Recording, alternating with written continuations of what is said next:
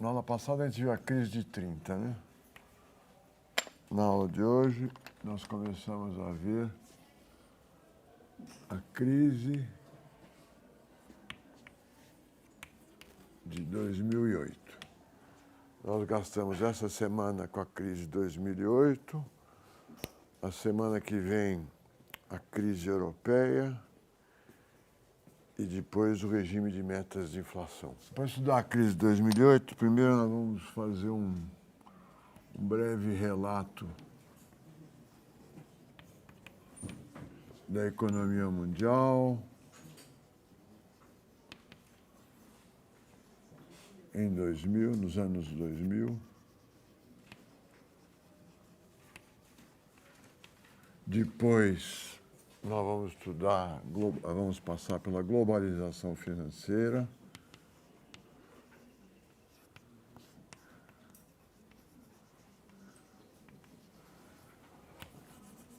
a desregulamentação bancária do sistema financeiro,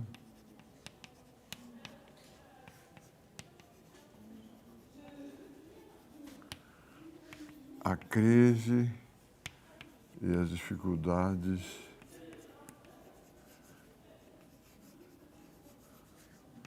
de solução, comparação com os anos 30.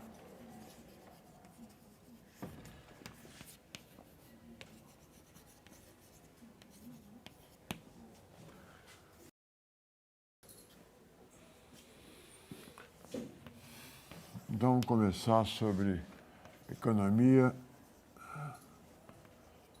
nos anos 2000. Economia mundial nos anos 2000.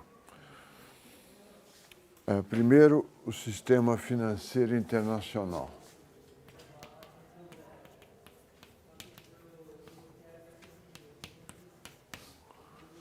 Nós saímos da Segunda Guerra e, portanto, saímos da crise de 30, 1945, com um regime financeiro internacional organizado da seguinte forma: taxas cambiais fixas,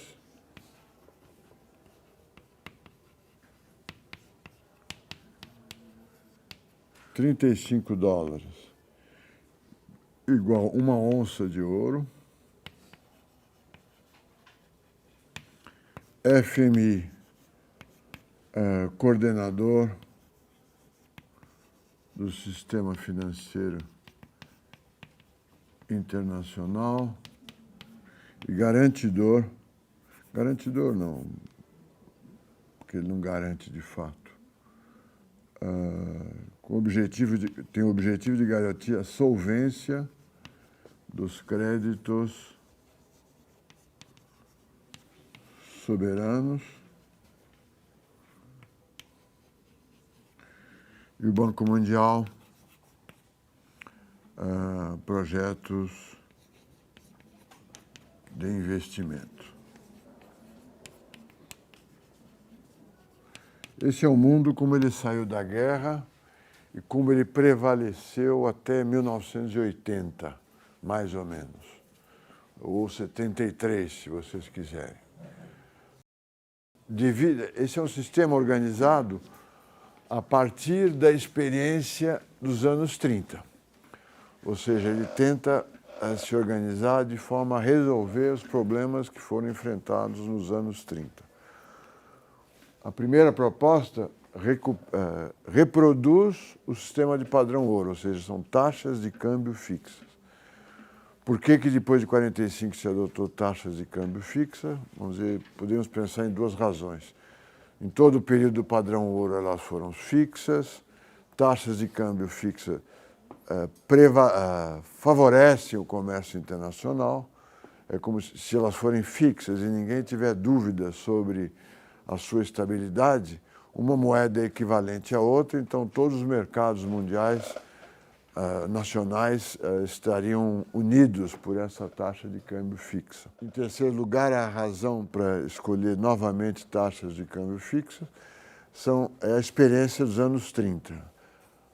a França com uma taxa que permitiu ela acumular ouro, a Alemanha não acumulou ouro, mas ficou numa situação de balanço de pagamento confortável, a Inglaterra, uma situação, depois da guerra, pouco confortável, mas voltou à conversibilidade, e os Estados Unidos com uma taxa de câmbio que superava, que gerava um grande acúmulo de reservas, além de ele sair da Segunda Guerra como campeão de produção agrícola e campeão de produção industrial. Então ele era um grande exportador de produtos agrícolas e de produtos industriais.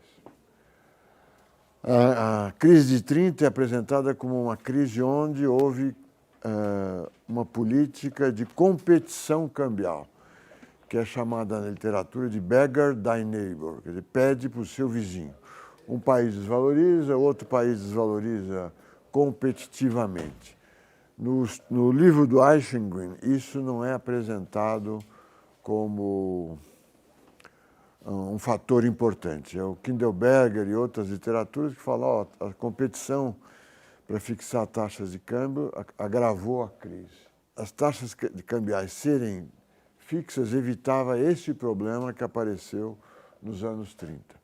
Mas agora ela é uma taxa de câmbio fixa, a menos que o país enfrente uma dificuldade estrutural uma dificuldade insuperável. E para desvalorizar o câmbio, o país deveria consultar o Fundo Monetário Internacional. Se fosse uma dificuldade de curto prazo, o Fundo Monetário Internacional estaria disponível para oferecer empréstimos que evitassem aquela desvalorização. Então, é um mundo que está preocupado em manter a taxa de câmbio fixa. Apesar de ser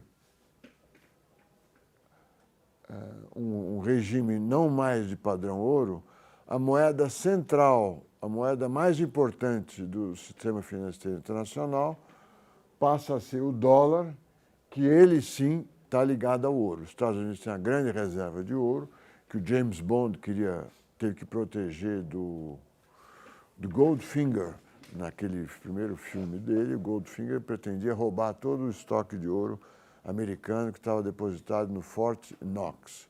Eu nem sei se estava depositado lá mesmo, mas pelo filme estava.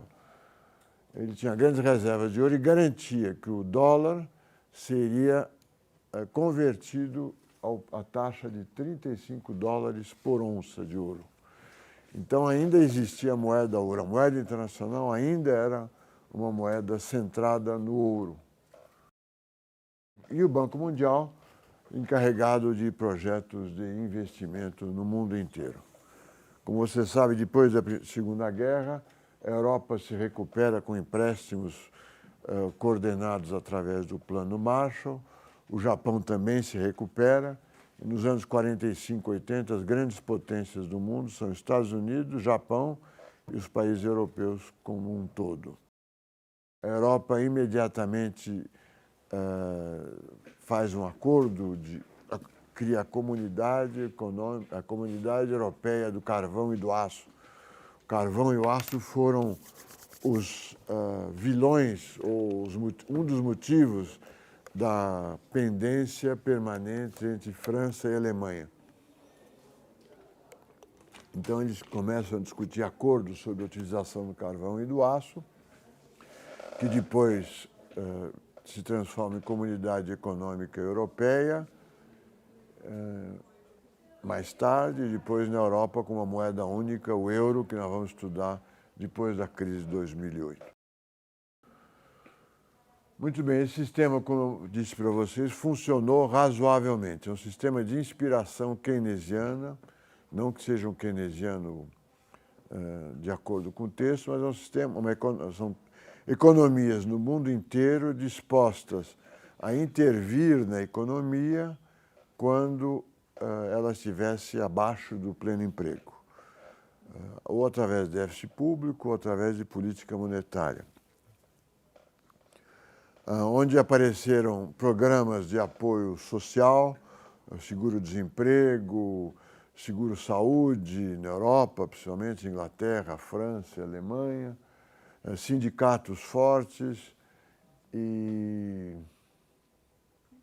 um bom desempenho. A economia do mundo cresce a uma taxa bastante elevada nesse período de 1945 e 1980.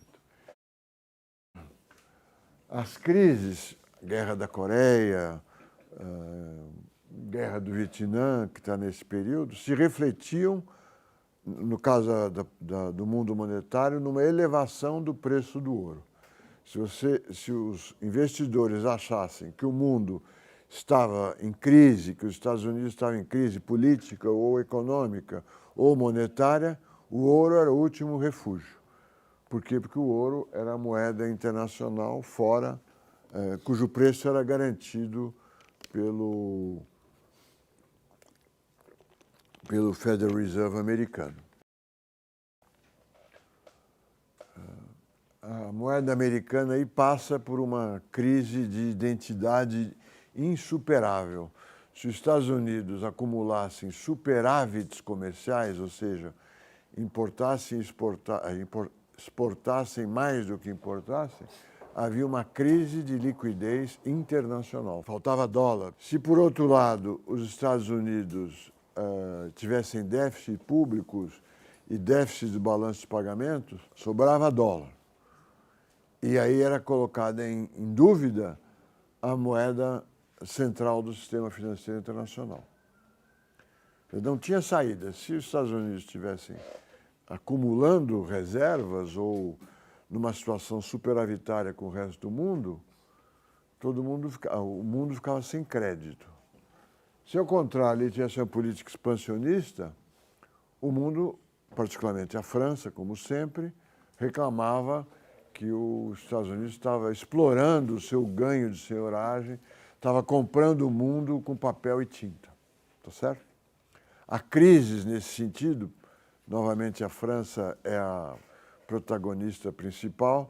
O general de Gaulle, quer dizer, 63, 64, 62, ameaça transformar os dólares que ele possui em ouro, tá certo? Colocando em xeque a moeda americana como moeda internacional. Os economistas e o FMI propõem criar uma nova moeda internacional totalmente fiduciária que resolvesse os problemas de crédito internacional do mundo. Essa proposta acaba sendo implementada, mas é uma moeda de pouca importância, que é o direito especial de saque, né, o DES, que até hoje é utilizado para avaliar as contas do FMI, os depósitos, as cotas de cada país no FMI. O direito especial de saque é uma moeda que representa um conjunto de reserva em diversas moedas estrangeiras. O problema desse período, 1945 e 1980, vamos colocar aqui os problemas. O dólar oscilando entre escasso e excessivo, porque é uma moeda internacional, mas emitida por um país, né? Esse é um dos problemas. O outro problema é, nesse problema de escassez, que gera o direito especial de saque, e a inflação. É um período de alta inflação comparada com o período atual, na América Latina, em primeiro lugar, mas também em vários países da Europa e, no final do período, muito alta a inflação nos Estados Unidos. Então, é um regime que, se vocês pensarem bem, um conjunto de problemas totalmente diferente dos problemas que nós enfrentamos, vamos dizer, de 1980 depois. Aqui é 1945, 1980. Aqui é 1980, 2012. Aqui a inflação é um tema. Nós nunca mais... Há um discurso de preocupação com a inflação, nos Estados Unidos, na França, na Inglaterra. Mas cadê a inflação? Não existe.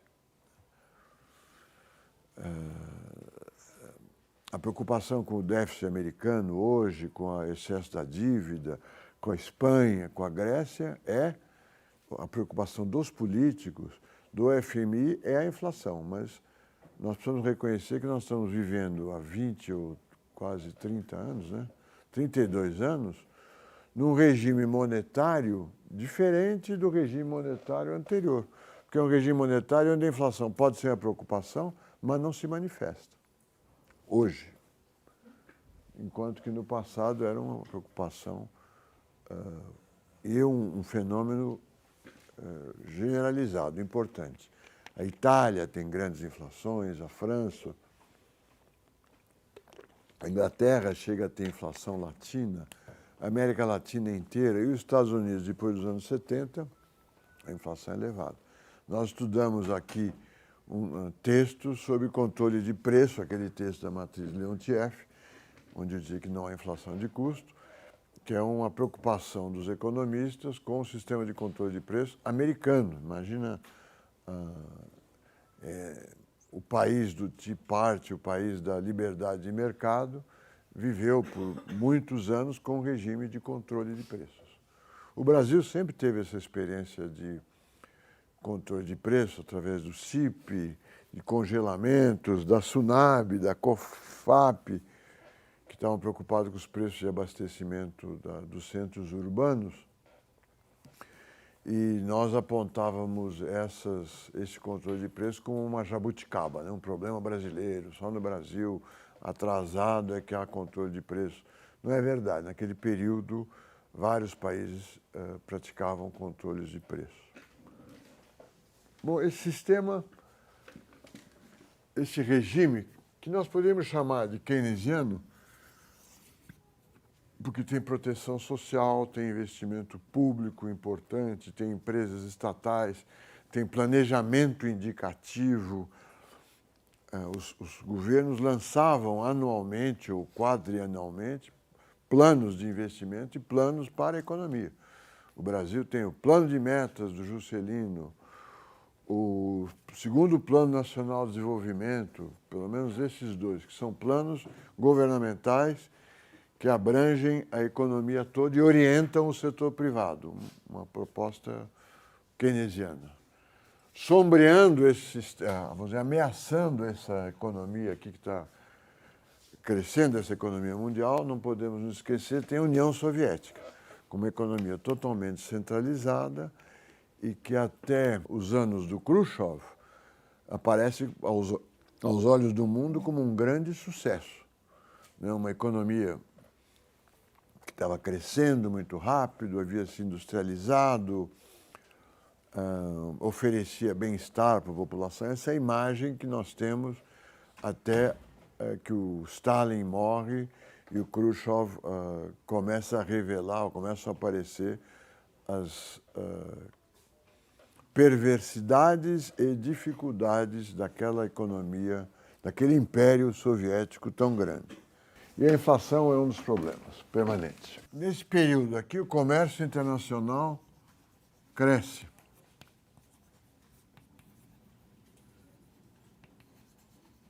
Tem um grande crescimento.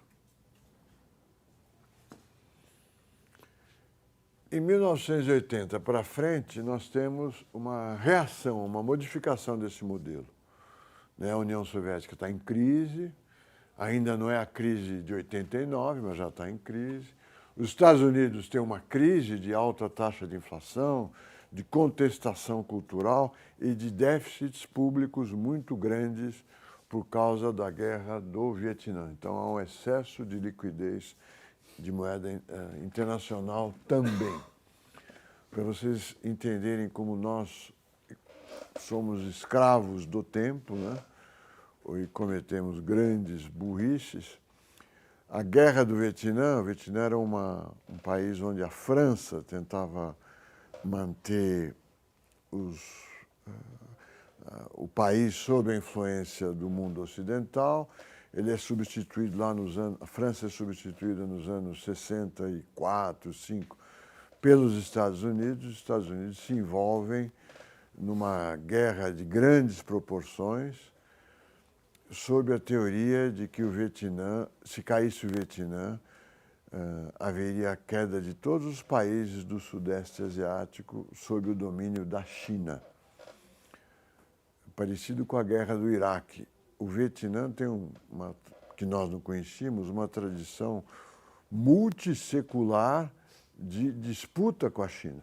Um país pequeno que nunca aceitou e sempre teve uma postura nacionalista contra a China.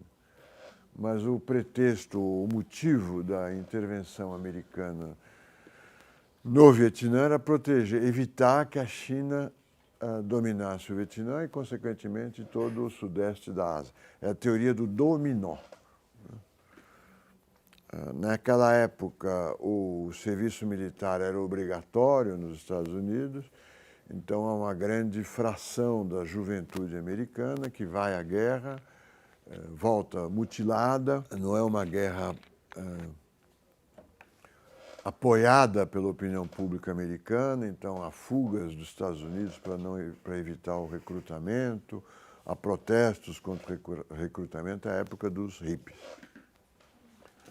Muito bem, em 1980 há a grande reação. Como nós já vimos, o Reagan nos Estados Unidos, a Thatcher na Inglaterra. Essa reação é motivada principalmente pela inflação. O motivo próximo é a inflação. Então, o endurecimento que eu já mencionei a vocês no tratamento das relações trabalhistas, a demissão de todos os controladores de voo americanos, há um anúncio de controle rígido do déficit público que não se materializa, ao contrário, o Reagan reduz os impostos para os mais ricos, exatamente como se discute hoje na eleição americana, comprime os gastos sociais e acaba gerando um déficit, né, bem grande. Na Inglaterra, a primeira-ministra Thatcher, que é chamada Dama de Ferro, corta subsídios para indústrias atrasadas, como, por exemplo, o carvão, privatiza o início da época das privatizações. Privatizações, política monetária mais rígida e déficit público. Apesar do discurso anti-déficit público, os Estados Unidos produzem um grande déficit público. Do nosso ponto de vista, interessa duas crises aqui, 71 e 73, ainda na Guerra do Vietnã, com um déficit externo muito grande. Em 1971, o Federal Reserve anuncia que esta troca de dólar por ouro só é restrita a bancos centrais. Em 1973, o dólar flutua. Quer dizer, o governo americano, o Federal Reserve, é o Nixon, anuncia que ele não mais honrará o compromisso de trocar 35 dólares por uma onça de ouro. É o enterro final do regime do padrão ouro. A moeda passa a ser totalmente fiduciária.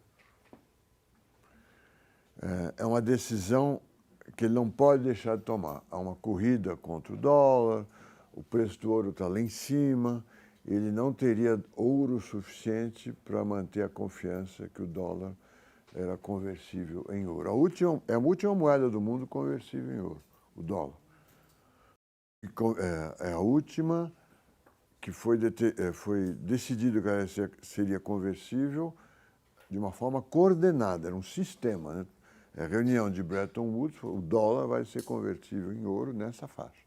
Então, os Estados Unidos rompe esse acordo unilateralmente, porque era inevitável que ele fizesse isso, e o dólar começa a flutuar. E começam a flutuar todas as moedas do mundo. Acabou o regime de taxas de câmbio fixas. Os economistas chamam esse período, depois de 73, aqui é o sistema Bretton Woods. Depois de 73 é um não sistema. Ele funciona, mas as regras não estão acordadas formalmente.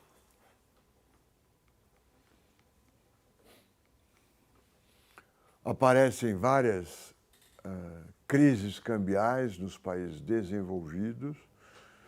Há momentos que o dólar sobe, momentos que o dólar cai, mas o mais grave é na Europa, as moedas europeias sofrendo ataques especulativos. No Japão, o ien também sofrendo ataques especulativos. O Japão passa a ser um país líder do comércio internacional e, portanto, o ien começa a cair. A moeda começa a se valorizar, que é melhor usar essa expressão. O ien começa a se valorizar. Então passamos por um regime de taxas cambiais flutuantes, que é imposto pela realidade, quer dizer, não é uma decisão acadêmica, experimental, como nós, economistas, temos a impressão de que as coisas acontecem no mundo. A economista tal teve tal ideia e ela foi implantada. Não. O regime de taxas cambiais flutuantes é um fato inexorável. Acontece. Mas há a defesa desse regime por vários economistas. A mais curiosa e brilhante é a defesa que o Friedman faz, que eu já apresentei aqui. O Friedman argumenta o seguinte: a taxa cambial fixa é fixada pelo Banco Central, que aposta no valor que ele fixou. Portanto, o Banco Central é um especulador. Ele diz que a taxa cambial do real ou do cruzeiro é 20 cruzeiros por real. Ele é um especulador.